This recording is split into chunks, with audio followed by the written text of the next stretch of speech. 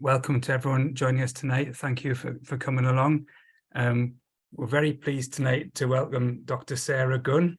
And Sarah Gunn has Sarah's done a talk for us before a few months ago about mental health and in terms of families where there's Huntington's. And tonight she's going to talk to us about acceptance and commitment therapy, particularly in relation to supporting mental health in families where there's Huntington's. So I'm not going to talk anymore, and I'm going to just let Sarah take over. Is that okay, Sarah? Yeah, of course. Thank you for the introduction. Hi, everybody. It's really nice to be back here and speaking to you all again. The HDA very kindly asked me to come and give a talk on acceptance and commitment therapy, which hopefully you're all aware of because that's why you're here. The reason for that was that I think people are increasingly hearing about acceptance and commitment therapy, or ACT, in relation to Huntington's and also to other kind of related neurological conditions. But it is one of those terms or one of those phrases that gets bandied around a little bit and people don't really know exactly what it is. They just hear that it might be a good thing.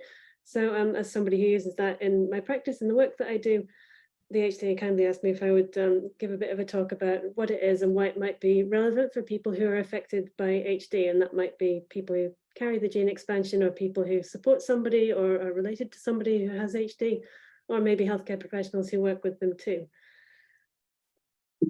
I do just want to give a little bit of a content warning before I start, which I would always do. During this session, we're going to discuss a few things that just might be something that might upset some people. So we just want to be aware of that in advance. One of the things we'll be talking about is the symptoms of Huntington's and how they can affect people who have the gene expansion, and also people around them who love them, who support them, which some people might find a bit distressing to sort of think about that.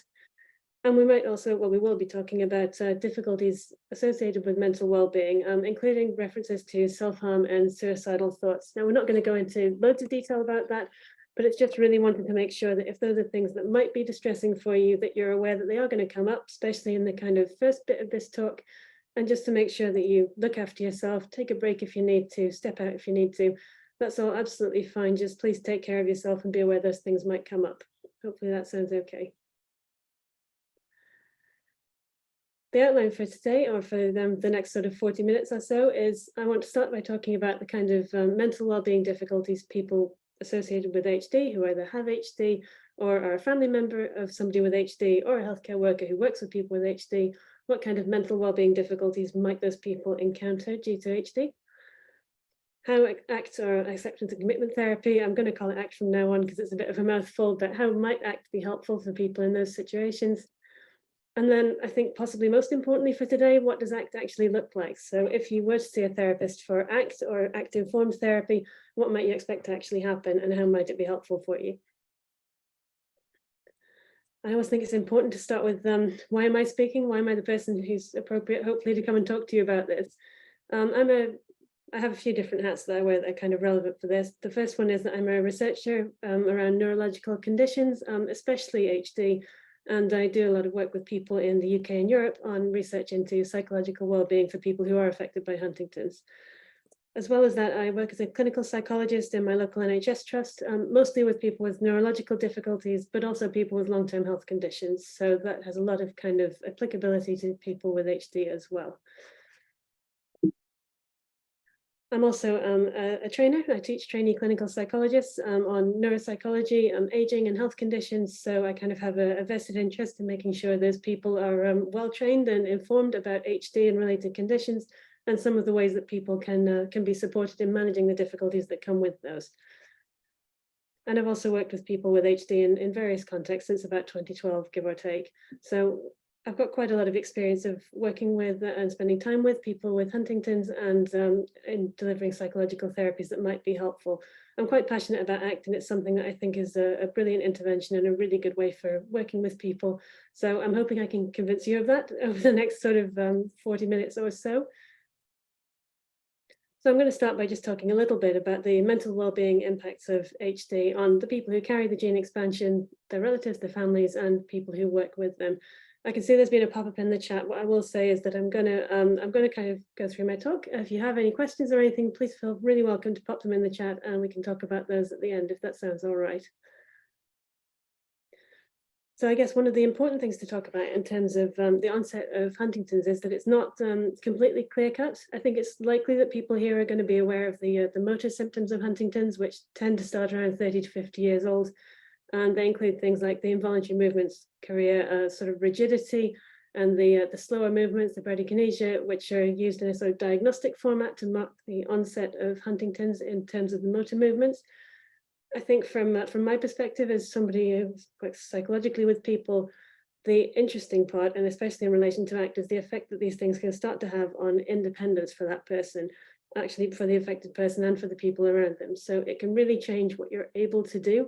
It can change things like being able to drive, being able to walk, being able to take care of yourself. So straight away you have these massive impacts on whether a person is able to do the things that they value that are really important to them. So there can be some really big changes in relation to those motor symptoms and when they kick in around kind of middle age. But HD doesn't start at 30 to 50 with those motor symptoms. What we also find is that the way people think, the way they behave, the way they feel, those changes can predate physical changes by at least 15 years, possibly more. So you might have somebody in their 20s who's already starting to have those shifts in the way they feel, the way they experience, the way they act, which can start to have an impact on their life in general. So it can affect their work, their relationships, how they manage their home, and all of these changes can be kicking in a lot sooner. So when we talk about adjustment in HD and shifting your life around the onset of difficulties, that can actually be starting way before the actual point of diagnosis of HD onset. And when we talk about ACT, what we're usually talking about is acceptance and adjustment and working with difficulties to live a good life. So in terms of HD, we're not just talking about starting when the motor symptoms kick in, we're talking about potentially much earlier. And there are implications for on all of these levels: physical, cognitive, behavioral, emotional, in terms of your relationships, your work, your daily life, and people having to make those adjustments and change how they think about life going forward. And it's not just for the person with the gene expansion, it's potentially for people who are around them, who love them and want to support them too. I'm going to touch gently on, or quickly on cognitive changes in HD, because those are also really important in terms of how people might want to adjust. People do start to experience changes in memory, being less able to hang on to information or struggling to process information. People might get a bit disoriented and confused, especially as their HD progresses. They might get a bit slower to process information or struggle to process as much information as they were previously. They might have changes in what we call their executive function. There's a bit of kind of word salad here, so I'm going to explain it as we go. But this is kind of a net of complex functions that are kind of the most complicated things that people do in terms of their cognition. So it's things like being able to inhibit the things that we think about doing, putting the brakes on. So people with HD can get a bit more impulsive, might get a bit more sort of likely to take a risk that they might not have taken before. They might get a bit more likely to get stuck on a topic or something that they're doing. So maybe finding it a bit difficult to switch between things. We call that cognitive inflexibility. People might sort of struggle a bit around multitasking and being able to hold information in mind and to work with it. And they might start to, the technical term is anosognosia, which is no help to anyone because it's not obvious what that means at all, is it? But it means loss of insight. So a person's understanding of the difficulties that they're having, in this case, in association with HD. So if somebody isn't aware that they might have difficulties with their cognition, then it might mean that they don't realize that things are getting harder for them, that they're not performing as well at work, that they may be struggling to manage things at home. If they don't realize that they have physical difficulties, it might mean that they're less able to keep themselves safe. They might try to walk when it's not safe for them, for example. They might try to drive when it's not safe for them to do that. So you can see again that these cognitive changes can become quite impactful and quite problematic for a person with HD and the people trying to support them quite quickly. And again, there are important places where you need to try to adjust to those difficulties in order to maintain a good and happy life where you're doing the things that you value. Hopefully that's making sense so far. And Huntington's comes, as I'm sure a lot of people here already know, maybe everybody knows, with a lot of different impacts on social life as well. And that can include things like changes in your roles and responsibilities that you're able to take on because of those physical, emotional, cognitive changes. So it might be that the example I often use is the breadwinner of the family, the person who's used to making all the money, making all the decisions, being the head of the family. And as somebody has their HD progress, that might be something that they're less able to do. So they're not able to hold that role of being the decision maker and the person that brings all the money in the same way that they used to. Maybe because they're not cognitively able to do that anymore. Maybe because they're not able to bring the same amount of money in anymore. Sometimes people have to switch to a different job role if they were doing something quite high level that they're no longer able to keep up with as the HD progresses, which can be really painful actually, and feel like giving up a big part of yourself. And it also comes with financial implications. So that can have an impact on your financial well-being. It can have an impact on where you're able to live. It can have sort of quite dramatic impacts across the board, actually, as well as impacting on your thoughts about yourself and your self-identity, your self-esteem. And of course, you can get the effects of HD across multiple generations in families. As we all know, HD is something that happens within a family. It doesn't happen for an individual. It's something that affects multiple generations. So you have that grief, that loss, these difficult issues that you need to try to adjust to and live a good life alongside across multiple generations within each family. And that can be really difficult. And as the HD progresses, you might find that people have lessened ability to understand or cope with social interactions. It might be difficult to make yourself understood or to understand what somebody else is trying to communicate to you. And even in the early stages, that can maybe make somebody want to avoid other people, to avoid those situations. So it can be quite difficult to engage in a social life in the way that you used to. So again, there's change there, and change that somebody needs to find a way to cope with to live a valued and happy life. And it may also be that the people around you don't necessarily understand how you feel, especially if they're not particularly familiar with HD. And their reactions can make things feel more difficult. Having to explain things to them can make things feel more difficult. So it can be, again, really, really tricky to maintain a good and valued life. I do want to talk about the psychological changes that can come with Huntington's as well, because those are really important in terms of setting the scene for working with acceptance and commitment therapy with people with HD. Now, I'm sure people here will be familiar with a sense of shock that can be associated with either a diagnosis of HD or revealing that you're carrying the expanded gene. Even if you are aware that you're going to develop HD at some point, or that a relative or somebody you love might develop HD at some point, when that actually happens, or when things change, it can be quite a shock. It can affect your self-identity. It can affect your expectations about the future and your personal narratives about what you think is going to happen for you. And that can be really, really tough to cope with. So it's often something that people encounter quite early on. A lot of the time that's followed by kind of frustration, anger, denial. So feelings of injustice. I don't deserve this. This can't be happening to me. And especially for people who are carrying the expanded gene for HD, irritability is one of the characteristics of the condition as it progresses. So that completely understandable sense of this is not fair, why is this happening, can be exacerbated a bit in people who have the expanded gene themselves. And we also find that people who are either living with HD or people who are related to somebody who has HD can notice an awful lot of anxiety. So somebody who actually has HD might have a cognitive basis for that, but it might also be that they're responding to really understandable worries about what the future looks like, maybe worrying about relatives and whether you can take care of them or whether they're at risk of HD themselves. And there can be an awful lot of thoughts about where this is going and how I'm going to cope with it. We can spend a lot of time projecting into the future and worrying about the future. We also, again, understandably, can encounter a lot of low mood, depression, hopelessness, realizing these losses and that things have changed and will continue to change in the future in terms of your lifestyle, your relationships, your hopes and your plans. These things do change with HD. And that can lead to people being quite demotivated and maybe having thoughts like, what's the point? It's all over. Things are only going to get worse from here. And this can be complicated a bit by the apathy that's associated with HD. So if it's somebody that carries the expanded gene, then they may seem to become quite demotivated and less interested in the things they used to care about. And some of that can be associated with completely understandable low mood, because again, it's a big change and something that needs to be adjusted to. And for some people, people do have suicidal thoughts. They may even attempt to harm themselves because of these really complicated emotions and thoughts that are experienced by a lot of people who are affected by HD. So what I'm trying to sort of set the scene for here is that as many people here will already know, if you have a diagnosis of HD or somebody in your family has HD, this is a really big change, and it can really, really change what you were expecting to happen in life from what that person with HD might be able to achieve, what they might be planning to do.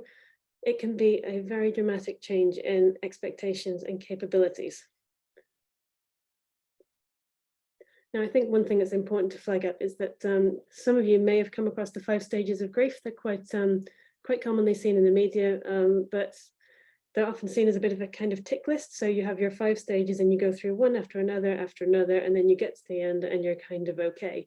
And I think probably everybody is aware that, that grieving doesn't really look like that. I'm talking about grieving because although people often think about the 5 stages in terms of bereavement, they also apply just as much to a dramatic change in life, something like being diagnosed with Huntington's, or like any kind of dramatic change in physical health that's going to be long term. So we tend to think of the way that people might process that as more of a journey, I suppose, than a 5-stage tick boxy sort of list of things to achieve. And I think what this is trying to acknowledge is that actually you might go through that kind of early stage shock and denial, and then becoming quite angry and having those thoughts about this isn't fair, this shouldn't be happening to me.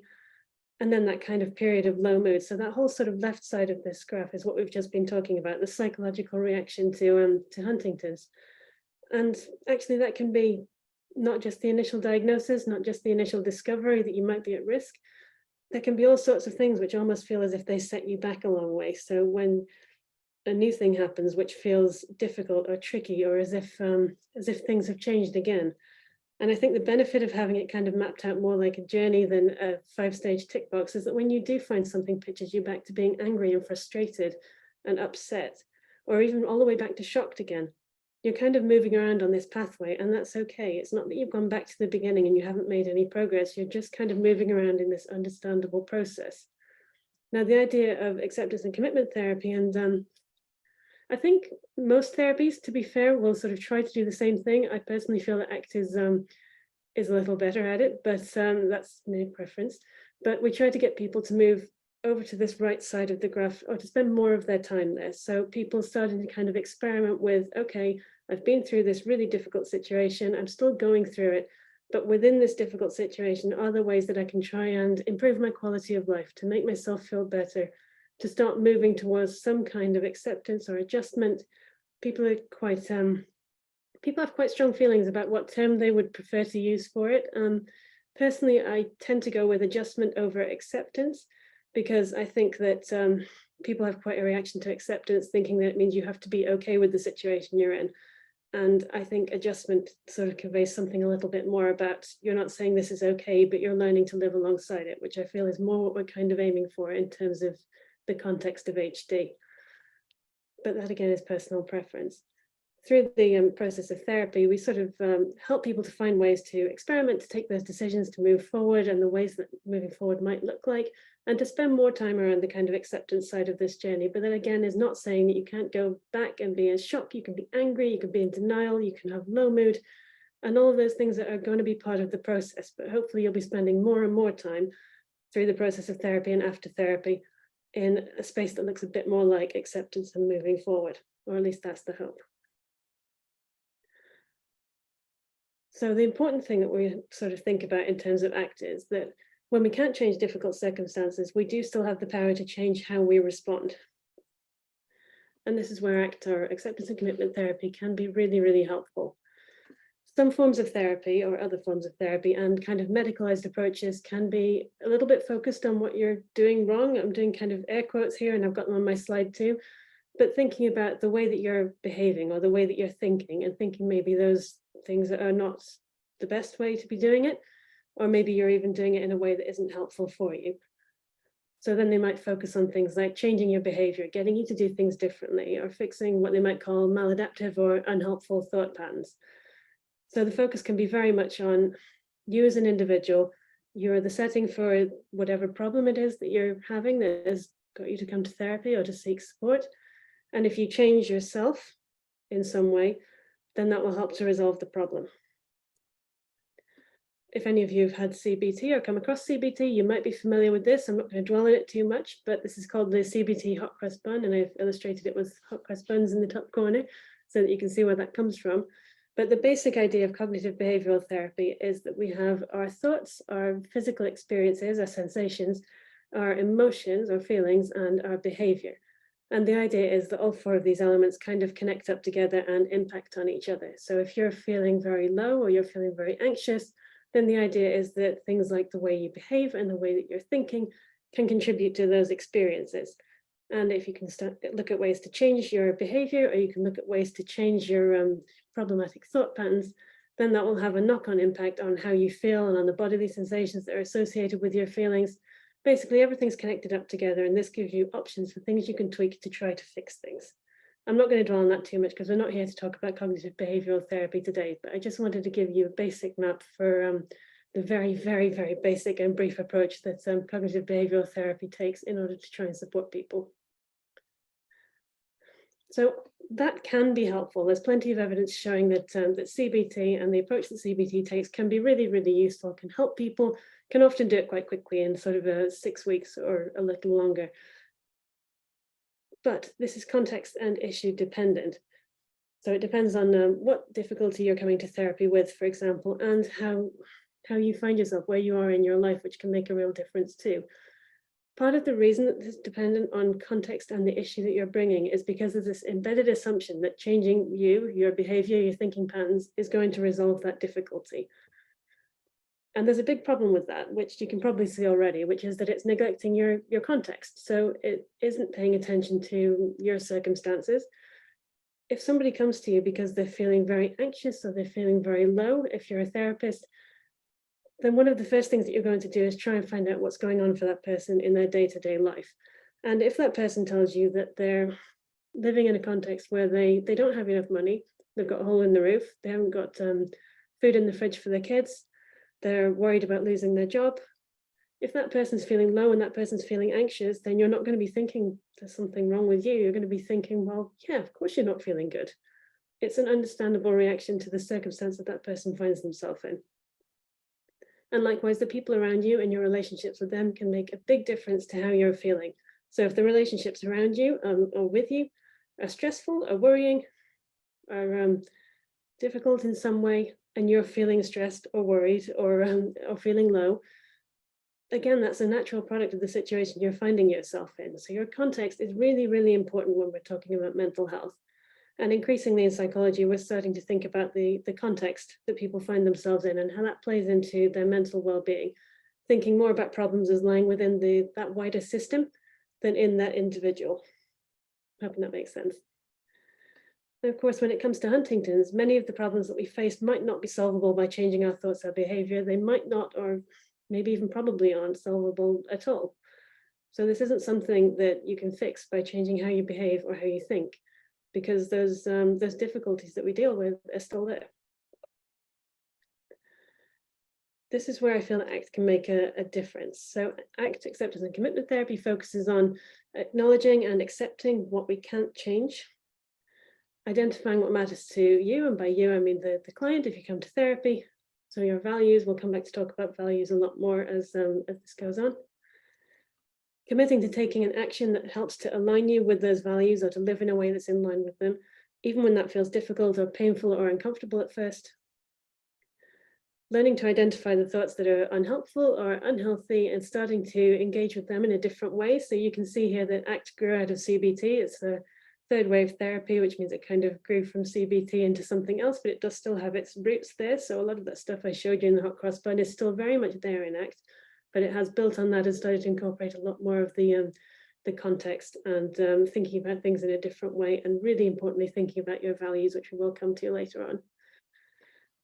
And overall, the focus of ACT is on supporting you through these steps to move towards a richer, meaningful, and more valued life.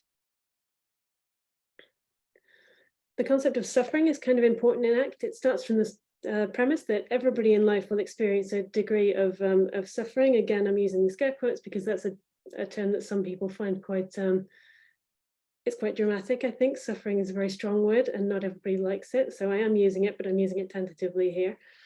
So the premise is that everybody will experience some pain, some distress in life, and it's not something that we can avoid because it's part of the human condition, and people will experience more or less depending who they are and the context that they're in, but there will be some degree of pain throughout life for everybody. People affected by Huntington's, whether a person who carries the expanded gene or somebody who supports somebody who does, are well aware that pain and unhappiness can't be avoided in life and difficulties can't always be fixed. But ACT focuses on this really important distinction. We have the pain that you can't avoid, which is physical conditions, loss, death, Huntington's, things that happen to you as part of living that can't be avoided or got rid of. And then the suffering that we incur by trying to ignore that pain, to fight against it, trying to push it down or cope with it by pushing it away. And we talk about this as clean pain versus dirty pain, which sounds a little bit weird, but we can't do anything about encountering this clean pain in life. These are the things that will happen to us that we can't avoid. But we can try to make room for that clean pain and live alongside it and find ways for life to still feel valuable and meaningful, and try to minimize our experience of dirty pain or suffering that we incur by trying to fight against those things. Hopefully that makes sense. This is a really nice metaphor, and there's a website citation at the bottom because I've taken it from a fantastic blog, which is definitely worth a look if you're interested. So this metaphor asks you to think about yourself standing at the edge of a chasm or a pit, and on the other side of the pit is a monster, and the monster is representative of the pain or the difficulties that you're struggling against. And you have a rope in your hands, and it has the other end of that rope. You're pulling on it as hard as you can because you don't want that monster to pull you into the pit. And you're thinking, maybe if I pull hard enough, I can pull that monster into the pit and get rid of it forever. But as hard as you pull on that rope, the monster pulls back just as hard. So eventually you're pulling on the rope as hard as you can, and the monster still isn't budging. You're not falling in, but it's not falling in either. But most importantly, you can't think about anything apart from pulling on that rope and trying to pull that monster into the pit. So you're stuck. Right? You can't think about anything else you enjoy. You can't do anything else. All you can do is battle that monster, think about those difficulties and struggle against them. And the point of this metaphor is that we do have another option, which is we can drop the rope. It doesn't solve the problem. The monster is still going to be there, but it does free you up to stop fighting and to think about other things that you might want to do or you might find valuable in your life. And ultimately, dropping the rope just means that you're freed up to stop fighting, to step away from that dirty pain, that suffering, and to try and experience other things which will make life feel better and more positive. Again, this cartoon is pinched from the same blog. The idea is that ultimately, with practice, you can learn to stop battling that monster all the time. And instead, you can focus on what you value and what you enjoy without using all of your strength to fight that kind of endless, unwinnable battle. So I'm not saying maybe invite the monster around for tea, but the idea is that you can learn to live with the fact that that monster is there. Those difficulties, that pain, the things that we have to go through are still there, and we can't get rid of them, but we can live with them and still enjoy life even though they're there. Ultimately, ACT is about supporting you to live the most valued and enjoyed life that you can alongside those difficulties, despite that monster in the room or that the pain or the difficulties that you're dealing with. ACT is very much into metaphors. It's a very creative therapy, which I enjoy. I think people tend to enjoy it when they come for therapy in that way. So one of the metaphors that we use is that it's making the most of the cards you've been dealt, the hand you've been dealt, rather than wishing you'd been dealt a better hand and imagining how you might have played it. And that's really hard to do, I think, especially when Huntington's is involved, because it's really easy to think about how life would be if it hadn't happened, if we hadn't been diagnosed with HD, if we hadn't inherited the expanded gene, whatever it might be. It's really hard not to think about how things might have looked. The point of ACT is it suggests that we're better off trying to think about how best to play that hand we've been dealt, even if it feels like a really rubbish hand, finding the ways to enjoy life and for life to be meaningful and enjoyable despite that.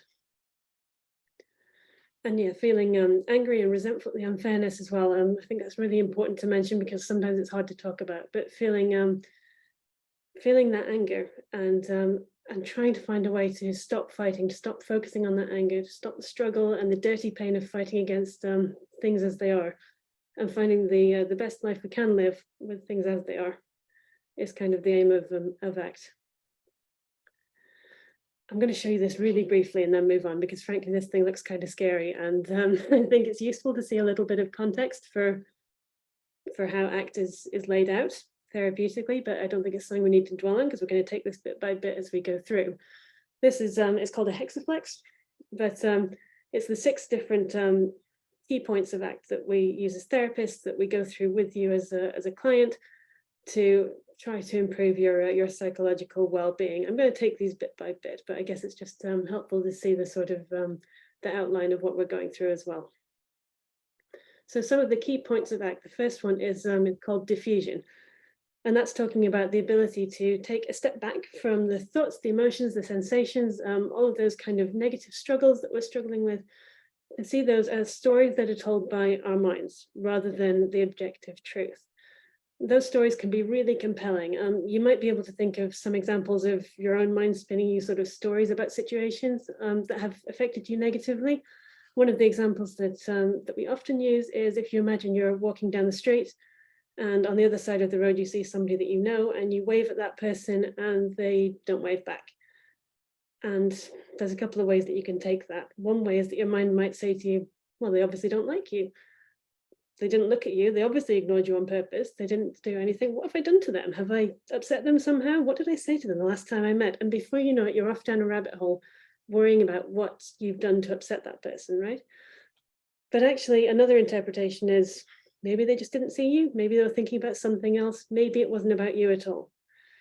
So that's a really good example, a very small example, but your mind giving you a story that explains how things have gone, and you possibly taking it very seriously and letting it ruin your day because you're sitting worrying about it. And maybe the next time you see that person, you're quite standoffish with them because you think they don't like you very much. And then that can affect your whole rest of your relationship with them. And actually, it might not even be true. Our minds are really good at spinning us stories, and often it's helpful, but sometimes it's not. It's really important to start becoming more aware of the stories that they tell us. And we don't have to accept these stories. We don't have to let them define us. We don't have to let them make our choices for us. We can choose to unhook from them. So as I said, ACT is very much into metaphors, which I think is really good fun. But they're often chosen or adapted to work with the person in the room for maximum effectiveness. It might be based on their job or their experiences or things that they like. Tends to be more helpful if you develop them for the person in a way that is sort of going to be meaningful for them. But there are some examples that we use quite commonly and that are often used as kind of examples, I guess, in this kind of situation. One of the examples of just trying to get people to become aware that they have control despite their thoughts, and that thoughts can actually be can be followed or not, even if it feels as if it's very difficult to take a step back and to unhook from them, is the ice cream shop. Well, the idea is that you walk into an ice cream shop and they have 2 kinds of ice cream because it's a kind of rubbish ice cream shop. They have chocolate and they have vanilla. And there might be loads and loads of reasons why you should choose chocolate. It might be, this is all hypothetical, but it might be fewer calories. It might have sprinkles on, it might be bigger, it might be cheaper. There could be 20 reasons why you should choose the chocolate ice cream. But your mind can tell you all of the stories that it wants, but you are still free to choose the vanilla if you want to. And this sounds, again, like a really trivial example, but the point is that your mind can be shouting at you as much as it wants and telling you what you should be doing, but you don't have to listen to it. You do have the choice to do something else. And of course, we use this as a trivial example to start accessing some of the times that your mind might be shouting at you and telling you to do something.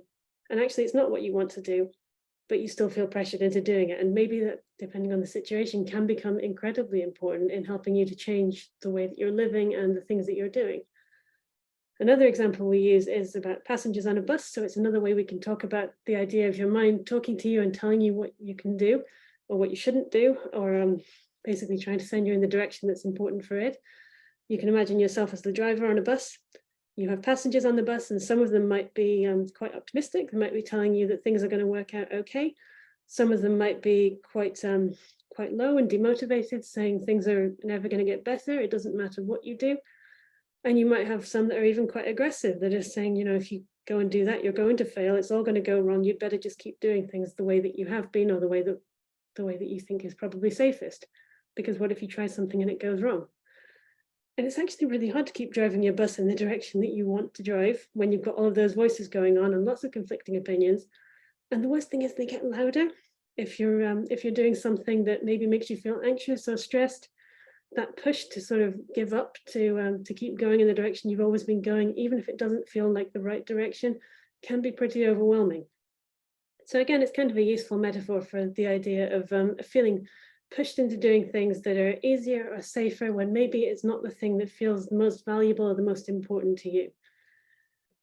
And the last example I'm going to talk about in terms of this is the toxic parrot, which again is a metaphor that I like and I often use, just to think again about those voices and the way that we respond to those stories that our minds spin for us. The idea in this case is that you go to a pet shop because you've decided you want to buy a parrot. You go to the pet shop, you get your parrot and take him home. But pretty quickly you find out that this parrot has a lot of things to say and none of them are good. It's very, very critical. It's constantly criticizing you. Your house is too dirty. You do everything wrong. You're leaving the house to go to meet a friend and you're running late. You're going to miss the bus. And the parrot's saying to you, why can't you get yourself sorted out? Why are you never organized? Your friend's not going to like you anymore. You're going to be late. It's just full of criticism. And how long do you keep that parrot before you take it back to the pet shop? I'm thinking probably not very long. But actually, these are the kind of things that our minds throw at us every day sometimes. We take an awful lot of criticism from ourselves and we do become very fused with it and feel as if it's true. Whereas actually, again, it's just stories that our minds are telling us, and we have the choice of whether to buy into it, whether to listen to it, whether to let it affect the choices that we're making. So the big point of diffusion is trying to separate us from those narratives and to recognize those as stories that we can buy into or not as we want. Basically trying to create that distance between you and your thoughts. So they don't define you. However compelling they are, you can still make different choices. You can ignore the parrot, you can not listen to your passengers, you can choose the vanilla ice cream if that's what you want to do. You have those choices. So it's trying to promote that idea. This is an example pinched from Rika Kjelgaard, who I met at a conference recently, and she did encourage us all to pinch it, so I have. But this is an example of why we shouldn't blindly follow the stories that our minds tell us. This is a woman who followed a sat-nav and drove straight into a lake. So this is a slightly flippant example of why you shouldn't just pay attention to the voices and you should think for yourself what would be the best thing for you. Not much more to say about that one. It's just a good example of why we think we don't just obey, right? I'd like, if it's okay with all of you at this point, to give you a bit of a taste of what an exercise might feel like for ACT. So if I could just invite you to make yourselves comfortable, and if you would like to close your eyes for a minute. It's a short exercise of just a few minutes to give you a bit of an idea of the kind of things that you might do in therapy. This is a cognitive diffusion exercise. Again, I'm just trying to support you with helping to separate you out from your thoughts to some extent and reduce their power over you. So if you can get yourselves comfortable and just take a couple of nice deep breaths.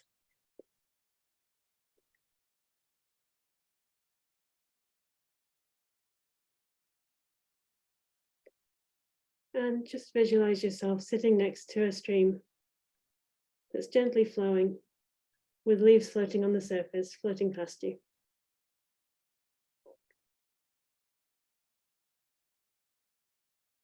And over the next few minutes, what I'm going to ask you to do is to take every thought that comes into your mind, one at a time, and put each one onto one of those leaves that's floating past. And just to let it float by.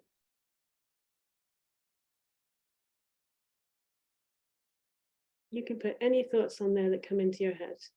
They might be positive thoughts, they might be bored, stressed, might be thoughts that pop into your head about things that you're worrying about. Whatever they are, put each thought on a leaf and let it float by.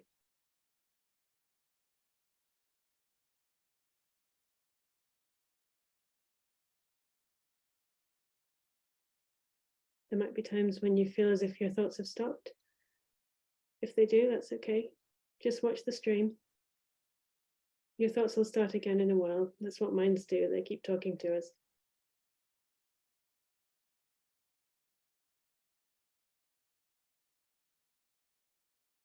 Just placing every thought that comes into your mind on a leaf. You might be a bit tempted to try and speed those leaves up to wash them away, especially if the thoughts are negative or stressful. But just letting them go at their own pace. You're not in a rush.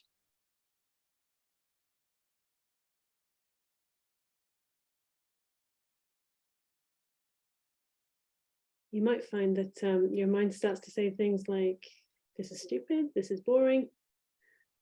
Maybe even thinking, I'm not doing this very well. Those are really normal. But again, you can take those thoughts and put them on leaves too. Just letting them go. Focusing on those leaves floating past.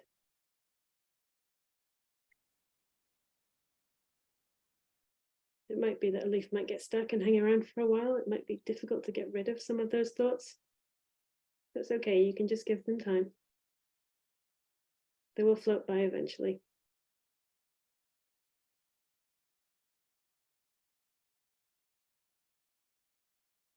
You might even find that some of the thoughts that come to mind might be quite difficult, quite upsetting, especially if you're thinking about things that you're worried about or things that you're stressed about.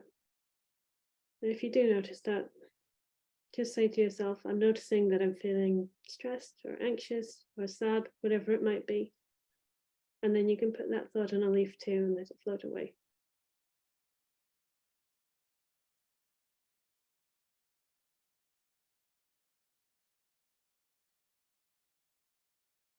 You'll probably notice at some point that you might get pulled into some thoughts. Something might distract you.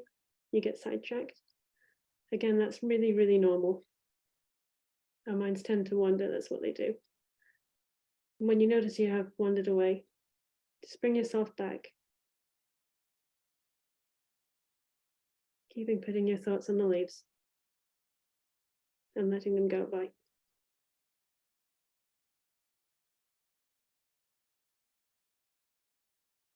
Okay, now I can't see any of you, so I'm going to assume that you did that and hope that you found it helpful. But when you're ready, please bring yourselves back and open your eyes. At this point, normally I would ask people for feedback on how they found that. If you would like to put anything in the chat, then I would be very interested to read it, but please don't feel you have to. The purpose of that was to give you a sense of how we try to create a bit of a division between you and your thoughts, that you're not the same, and that you have the option to let your thoughts go by while remaining yourself, separate. I'm going to move on from that now. Another thing that's involved in ACT is trying to increase your acceptance or the ability to make space in yourself for upsetting thoughts, images, emotions, feelings. It's kind of going back to that tug of war with the monster. So aiming to accept that difficult experiences can't be got rid of, that pain is part of life, but that we can try to make space for that clean pain, those difficult experiences that happen, and to live a valued life alongside them, rather than getting sucked into that sort of tug of war or engulfed in that dirty pain, that suffering. One of the examples that we might use is about the idea of quicksand. So you might have heard that if you ever fall into quicksand, the recommendation is not to struggle, because the more you struggle, the deeper you sink. What you're supposed to do is hold as still as you can so that that doesn't happen, and to relax, which feels quite unnatural, really, doesn't it? When you're very stressed or you're in a difficult situation, the last thing you want to do is relax, and you do feel the need to fight. So one thing we try to promote in ACT is that ability to accept the situation that you're in and to try to relax and not to fight. We also try to support people to feel more in touch with the present, often through mindfulness practice. A lot of ACT principles grow out of mindfulness and kind of Buddhist practices from the East. We might get you to focus on things like the experience of your breath. So really paying attention to the sensation of your breath coming into and leaving your body. It might be about focusing on your physical self and the sensations that you experience physically. It could be getting you to focus on an activity, and it really can be incredibly banal. So even something like washing up can involve the sensation of the water. It can involve the smell of the washing up liquid. You can hear the sounds of plates clanking together. And actually, even something as boring as washing up can become a really sensory experience, and something that when you're in contact with the present can even be really enjoyable, which might sound weird if you haven't tried it, but I do recommend giving it a go. But any activity can be something that helps you to get in touch with the present moment. And that can be really helpful for trying to get you to focus on what's actually going on around you, instead of what we usually do as people, which is projecting forward into the future, things that we're worried about or stressing about, thinking about things that have happened in the past that we're sad about, thinking about those alternate realities. So we talked about wishing that you'd been dealt a better hand. How much time do we spend thinking how things would be if it had been different, or if things looked a little bit different for us? We spend so much time not living in the present moment because we're thinking about the past and the future and how things might have gone. And actually try and bring you in contact with the present, even though that can be really painful. It involves becoming aware of what's going on for you at the moment, the thoughts, the sensations, the emotions that are going on for you. And that can be painful, because often when somebody's coming to therapy, it's because something is going on that is painful, that maybe feels really difficult to connect with. With the support of a therapist, it can help to get your attention to focus on what's going on for you now, so you can engage with it, and hopefully so you can start to build a happier, more valued life. We also talk a lot about the self as context. Doesn't sound like it means an awful lot, does it? But it's about learning to see yourself as a container of experiences, not the experiences themselves. So you are the observing self, rather than being subsumed by those experiences. We can witness our emotional reactions, our distress, those stories that our minds tell us, but we're distinct from those, and we have the choice whether to buy into them or not. And again, some of the examples we might use in therapy are describing you and your experiences as like a glass of water. So the water inside the glass can be emptied out. You can put something in the glass. Those are your experiences. They can change. The glass doesn't change. You are the glass, and your emotions, your experiences are the water inside. Changeable, not permanent. And in the same way, we talk about the example of clouds or weather across the sky, changes day to day, hour to hour. The clouds are like your emotional reactions, your thoughts, your experiences, changing all the time. But the sky behind them or above them doesn't change. And in that context, you are the sky, and the clouds are your emotional reactions. So this will pass, and you're still there. Again, it's trying to develop that sense of difference between you and the experiences that you're having, which can feel really overwhelming, and it can be so hard to separate yourself out from the difficult experiences that you're having. We're just trying to create a bit of a separation and that sense of yourself as an observing thing which is separate. And part of the reason that we do all that is because it helps you to do the next thing, which is figuring out your values. So the dirty pain, the suffering associated with HD can stop us from focusing on what's meaningful, what's important, what makes life feel worth living for us. It can make us sort of, going back to that tug of war with the monster, it can be really, really hard to stop pulling on that rope, especially when we're coping with really, really difficult life situations. Talking about the most important principles to you, the underlying guide you have for life, a little bit like points on a compass, guiding you towards what really matters and making life feel more rich and more meaningful. So some of the examples of your values might be things like being a hard worker, taking care of people that you love, contributing or achieving in some way, or being independent, whatever way that means for you. There's lots and lots of examples of these, but everybody has their own unique set of values. Those up there might be some of yours, they absolutely might not be. There is no right answer. One of the examples that people use is pizza toppings. So opinions on this might vary, but you might be somebody who likes ham and pineapple. Somebody else might like, oh, I don't know, olives and anchovies, for example. Nobody's right or wrong. You've just got the right answer for you. And in the same way, values are about the right answer for you. And it's not even just the right answer for you, it's the right time. It's the right answer for you in your current time, your current place, your current context. You wouldn't expect your guiding principles, your values to be the same when you're 15 compared to when you're 50. It will change over time, but there is the right answer for you right now in your current time, place, and context in terms of what you value and what guides your life in an ideal context. Importantly, values are not the same as goals, although they're both important. Goals can be completed and ticked off, but your values endure and they can adapt to circumstances and inform new and different goals. So, for example, I'm going to run a 10K. Could be one goal, but it might come from a value of keeping fit and healthy, which might be the kind of underpinning principle, which is why running a 10K is something that's important to you. You might say, I will support my partner in finding a new job, and maybe the underlying value is something like being a supportive and caring partner. You might say, I'll do something relaxing every week, and your value might be prioritizing self-care. So again, I'll run a 10K, I'll support my partner finding a job, I'll do something relaxing every week. These are things that you can tick off and say, yes, I've done that. Those are goals. But your values, things about keeping fit and healthy, being a supportive and caring partner, prioritizing self-care, these are things that that endure. And once you've ticked off those goals, you will find other goals which support those values, because you'll enjoy those things and want to do them. So your values underpin the way that you approach your life and the things that feel good and that feel meaningful. So you can see how finding your values is something that's really important.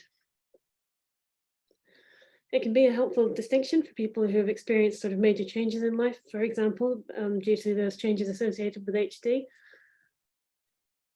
In ACT, a therapist supports you to identify your own values and decide what's most important for you by doing things like giving you lists of common values to consider, and you can find these online. There are pages and pages of them, and just going through and figuring out which are the important ones for you. Sometimes people ask you to also grade them. This one is very important to me. This one is kind of middling. This one is not so important.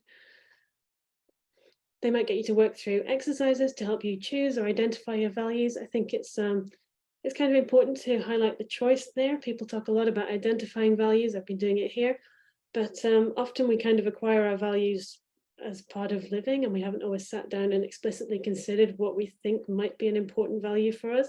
So this isn't just an opportunity to figure out what's important to you. It's an opportunity to consciously think about it and make some choices if that's what you want to do. And that can be something people have never done before. And we might get you to reflect on the important decisions you've made during your life, which is important because that can be a big signpost as to what's really important to you.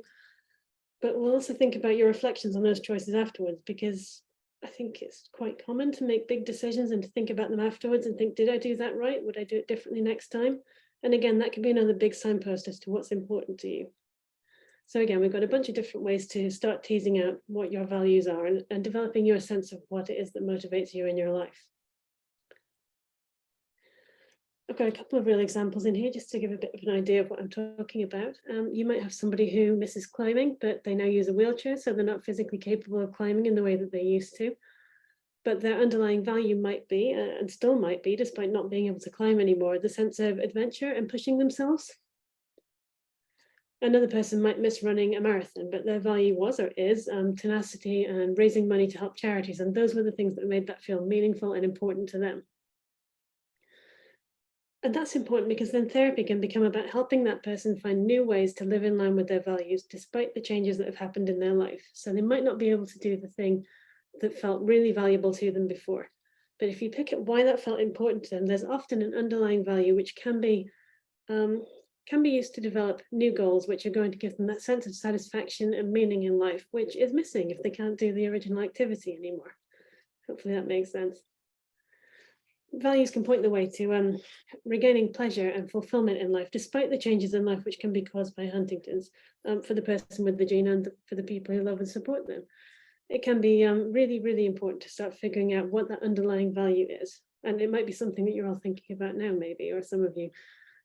Starting to think about, why is this important for me, and what can I do which will give me that same sense of satisfaction if things are different. Once you've figured out your values, and I'm saying that as if it's going to be a quick job and over very quickly, but once you've finished working through that process or made a good start on it, we can start talking about committed action. You can start exploring those new options to live more in line with the things that really matter to you. And it might mean tiny steps at first. So thinking about a small thing you can do today, which would start to move you towards one of your values. Sometimes thinking about kind of bigger long-term goals and like big life changes can be quite overwhelming, especially when you first start to engage with these kind of conversations and these thought processes. But often people can quite easily identify a small thing that they could do today or this week, which will start to nudge them towards the direction of one of their values. Doesn't have to be all in one go, but just something that sets you walking in the right direction. And your therapist will help you think about things like which barriers might get in the way of achieving your goals. So it might be the stories that you tell yourself. So your toxic parrots, your passengers on the bus, whatever it might be. What kind of practical barriers might get in the way during the course of your week. And they'll also get you to think about the resources you can draw on to help yourself stick to your plans. So that'll be internal resources, your resilience, sometimes external prompts. So getting you to write down the reasons that it's important to you to do this, so you can use that as a bit of moral support when you need it.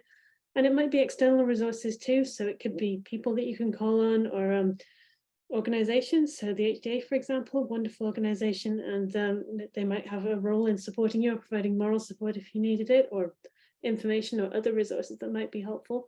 So thinking about the things that can get in the way of you achieving your goals and what resources you can draw on to help you stick to your plans. And over time, starting to do this helps you to move towards a richer and fuller and more valued life, where your behavior is more in line with the things that are really valuable to you and mean that life feels good. I'm hoping that at least some of you are now thinking that sounds pretty interesting and you'd like to talk to somebody who might use some of these principles in their therapy. So if so, here's some information about how you can do that. The Association for Contextual Behavioral Science keeps a list of self-identified ACT therapists. There's about 5,000 people on there worldwide and several hundred in the UK. So chances are there will be somebody near you, and a lot of them do practice online. The website looks a bit like this, and the link is here, so you'll be able to get it if you need it. There are some caveats. This is a great website. They put on really good conferences. I was at one just in December. I have no personal stake in them, and I don't practice privately, so this is purely me sharing information, not for my benefit or anybody that I know. It's not an exclusive list, and people are self-identifying as ACT therapists. So while people are pretty likely to be actually using ACT if they're putting themselves on this list, there's no guarantee they've put themselves on there. So my other recommendation is to always check out reviews of a therapist or a company online if you can. You should be able to find something online these days. People are pretty good about reviewing, aren't they? But just see if you can check out a bit about that person before you meet them. Just for general safety, really, and making sure you're finding somebody who matches up with what you're looking for. You can also have a look at the online UK counselling directory, which again, there's a link to there. They only have verified professionals on their website, which might be a bonus, and you can search directly in your area based on your postcode. ACT is increasingly popular these days, people using either pure ACT or ACT informed therapy. So it's pretty likely there's going to be somebody in your region. I had a look in my area earlier on today, and there were 70 odd people within just a few miles. So it's pretty likely that you'll be able to find somebody nearby. And again, tons of people are now practicing online, especially since the pandemic. So you've got a lot more choice than you would have had even a few years ago, as long as you're open to online or in-person therapy. But if I was going to look for an ACT therapist, those are the places where I would start. And that's pretty much me. So thank you very much for listening. If you have any questions, I'll be happy to answer. Thank you very much. Thanks very much for that, Sarah. We do have some questions that have come through this. There's a few. Are there any peer-reviewed published case studies about ACT? Is there, I suppose it's like the evidence base for ACT, I think someone's asking. Yeah, that's a great question. Thank you. I can't quite see who asked that, but thank you for a really good question. Yes, ACT is pretty thoroughly investigated by this point. There is a fair chunk in neurological conditions and people with acquired brain injury, which is obviously quite applicable to people with Huntington's or people affected by Huntington's. I didn't include this in this talk because I didn't want to make it massively academic, but I guess it's a good time to mention that I am writing a blog for the HDA on ACT for Huntington's, and I'd certainly be happy to include some references to that in this, so the interested could go and have a look at them if that sounds helpful. Great, thank you very much. We've got another question which has come up in the Q&A box, and that's asking how much does meditation and meditative practice influence ACT, and are there any specific types of meditation that are commonly used? I can see that, thank you. Yeah, so we use a lot of kind of mindfulness exercises in ACT. A lot of what we do is around developing that awareness of the present moment, so finding ways to connect you with what's going on around you. There's an awful lot of mindful doing of activities, I guess. So I'm kind of joking when I talk about mindful washing up, but actually that is something that we use therapeutically a lot. We have people go for walks and focus on awareness of what's going on around them. We get people to do that leaves on a stream exercise, which I showed you before. There is a massive array of meditative practice, which is used as part of ACT, and making sure that people are able to increase their awareness of the present. So it's a massive part of ACT is the short answer without waffling too much. Thank you. Thank you. Someone's asking, is ACT NICE approved, and is it available on the NHS? There are a lot of people who, so I'm an NHS practitioner and I use ACT in my practice. I have a lot of colleagues who do too. It might be more difficult to find somebody who's using ACT in the NHS because we're often quite restricted. I say we, as patients or clients, we're sometimes restricted in who we're able to see because of the limitations of the services that we go to. But there are certainly lots of people that I know who are within the NHS and practicing with ACT. So I'd be quite surprised these days if there wasn't somebody in a lot of services, or even several somebodies who are definitely practicing in an ACT-informed way. A lot of people use kind of integrative therapy, so they pinch bits from various different kinds of therapy and use those in an integrative way, depending on what they think will work best for the person. So lots of people are using bits and pieces of ACT. Whether you can find somebody who's just using pure ACT might be a bit trickier, but it's certainly increasingly common and a very popular approach, along with the compassion focused therapy, which is another third wave therapy with some similarities in approach. If you can't access the therapist, and if that's not something you wanted to do, but you're interested in ACT and you're interested in what it has to offer, is it other things you might recommend, or how would you think in terms of more like a DIY approach? Oh, for sure, yeah. There's loads of really good resources out there. And one of the wonderful things about ACT is that it's really, as well as being creative, it's really approachable is not a good word for a therapy. It's really relatable. And a lot of the materials are written in a way that's really easy to understand for somebody who hasn't swallowed a textbook in psychology, you know, and to be honest, as a therapist, that's kind of a pleasure to work with too. So there are some really great books on Amazon, if that's the kind of thing that you would like to look for. Anything by Stephen Hayes is good. He's kind of one of the founding fathers, and there's some really decent textbooks on Amazon. I say textbooks, but they are pretty readable. There's plenty of good stuff on Amazon, but that's where I would start. The first resource that I put up for finding a therapist is the Association for Contextual Behavioral Science. They have webinars, they have tons of really good information on there. That would be a really good place to go and have a look around, and they do have a reading list as well, so you can pick stuff that might suit you. And again, I'm going to say I'll put some, I'm just making notes as we go, but I'll put some stuff in the blog post I'm going to write for the HDA, which is probably going to come out, I would think probably next week, but I can put some resources in there for people who want to read more about ACT as well, if that sounds good. Brilliant, that's great. So really, Sarah, all that remains is for me to say thank you for coming today to do that. Thank you for having me. And we're very pleased that you've come and done that, and there's been some lovely comments in the chat, which is great to see, and it looks like people have found that very useful. And it's so lovely when there's something that we've all, well, a lot of us have kind of heard about, but don't actually quite know what it is. So it's been lovely to have such a clear explanation of it. Yeah, so we'll just end today's session now, and just to say again, thank you very much to Sarah, and thank you to everyone who's come along and listened and taken part tonight. Thank you so much for coming, everyone.